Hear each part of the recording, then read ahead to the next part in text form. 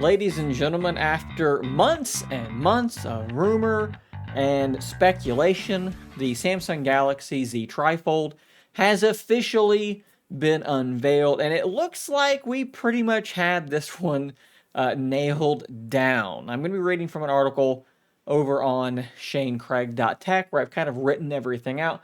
We're going to run through this as quickly as possible, but guys, this is what the device is going to look like. And this is straight from Samsung. It does look like they're going to have at least a version of this. It kind of has like that carbon fiber look to it. But there you go. There is that large inner screen, hole punch selfie camera, cover display in the middle. Camera setup looks very similar to the Z Fold 7. And there's good reason for that. So let's just run through this stuff. So when unfolded, you've got a 10-inch dynamic AMOLED 2X QXGA Plus display, 120 Hz refresh rate, of course, 1600 nits of peak brightness on that inner display, which I think is probably going to be fine. I would like to have seen it be a little bit higher. We've seen 2600 on some of these other Z Folds, so would like to have seen that.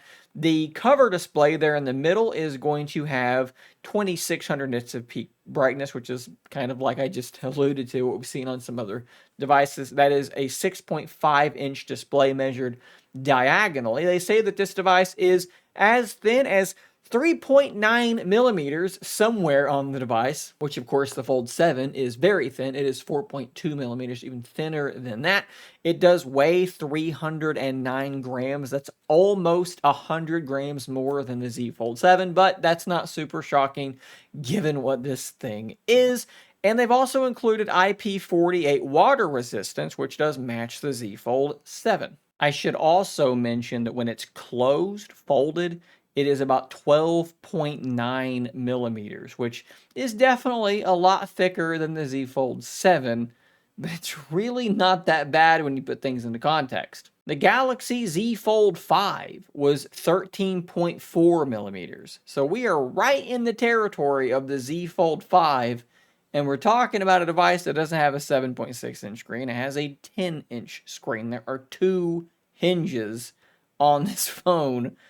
I think that's more than good enough. Now, as you've noticed, and you've probably seen in many different forms already, this is a device where the two halves fold in on top of one another, and that is done to sort of keep that inner screen safe and secure. Now, by doing this, you only have effectively two form factors, two ways to use the device. You can use the cover display or you can use the inner display. Devices like the Huawei Mate XT that fold in an in and out mechanism, sort of a Z shape. You can unfold it part of the way or all of the way. So they're giving up that sort of additional pseudo form factor in exchange for keeping that inner screen protected a little bit more. When it comes to the actual performance of this device, you're going to be getting a Snapdragon 8 Elite chipset. And of course, as you can see on the Samsung newsroom table, this is for Galaxy. So whatever customization they do with that, you have 16 gigs of RAM, 512 gigs of storage, or 112 if you want to go up to the higher model, the higher storage capacity. You do have a 5600 milliamp hour battery, and it does have 3 cells. So this is a phone that is in sort of 3 pieces. So there's a bit of battery in each one of these sections, and they add up to 5600 milliamp hours. And they do charge at 45 watts, which is faster than we have on the Z Fold 7. So maybe a little bit of a hint. Are we going to get 45 watts on the Z Fold 8? That would be pretty nice. The camera system, like I mentioned earlier, looks like it's pretty much lifted directly from the Z Fold 7. 200 megapixel primary sensor, 12 megapixel ultra wide, and then a 10 megapixel telephoto, which is 3x optical zoom.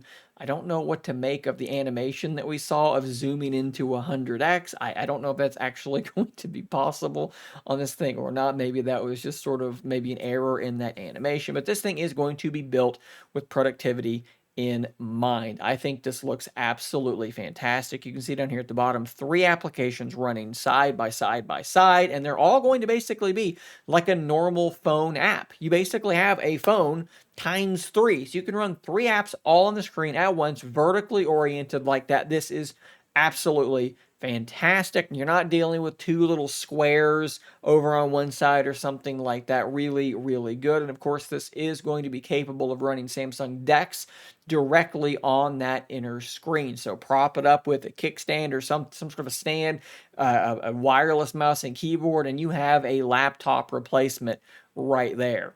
Now, here's the big question. This is something that we've talked about and talked about and talked about. And again, I think we've pretty much nailed this. So, Samsung has confirmed the TriFold will launch first in South Korea on December the 12th. Now, the price, if you just sort of convert it over, is around $2,500. We'd heard rumors it'd be up to like 3 grand.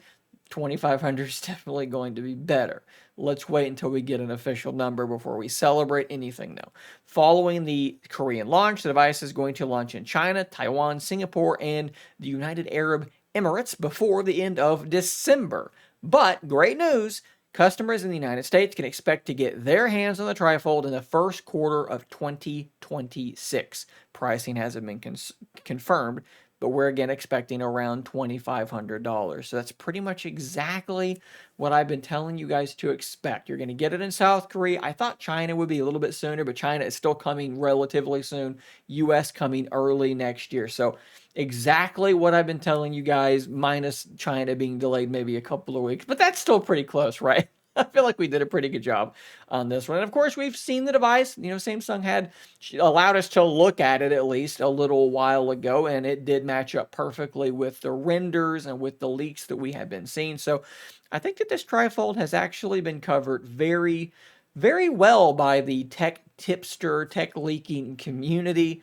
So that's pretty cool to see. But I would love to hear what you guys think about this device now that we finally do have our eyes on it. Unfortunately, we really haven't had the chance to see a whole heck of a lot besides these still images. I'm sure by the time I'm posting this, we're probably going to start having videos and stuff coming up, but we'll talk about that at a later date. If it is $2,500 and it is coming Q1, do you actually have interest in purchasing such a thing? Let me know exactly how you feel about that in the comments down below, because that's going to help determine what I'm going to end up doing.